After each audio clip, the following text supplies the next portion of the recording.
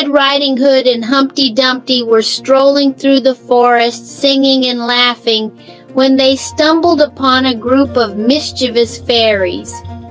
The fairies were causing all sorts of chaos in the forest, and Red Riding Hood and Humpty knew they had to put a stop to it. But the fairies were tricky, and they managed to trick Red Riding Hood and Humpty into falling into a trap. The two friends found themselves trapped in a giant bird cage, surrounded by the cackling fairies. "What are we going to do?" cried Red Riding Hood. "Don't worry, I've got this," said Humpty confidently. Humpty began to flex his muscles, causing the cage to shake and rattle.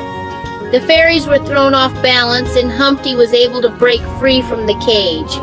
He then used his strength to free Red Riding Hood, but their troubles were far from over. As they continued through the forest, they encountered a pack of wolves who were hungry and looking for a meal.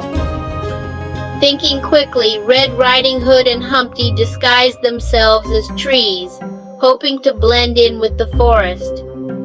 But the wolves were too clever, and they soon sniffed out their hiding place. With no other options, Red Riding Hood and Humpty started to sing a silly song, hoping to distract the wolves.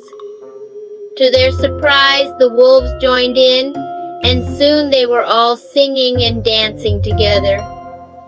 As they continued on their journey, Red Riding Hood and Humpty faced all sorts of challenges, from quicksand pits to giant spiders, but they never lost their sense of humor or their love of adventure.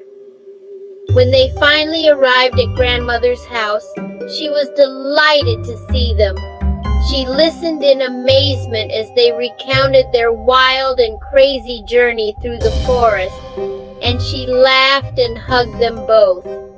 From that day on, Red Riding Hood and Humpty were known as the craziest adventurers in the land, always ready for a good laugh and a wild ride through the forest.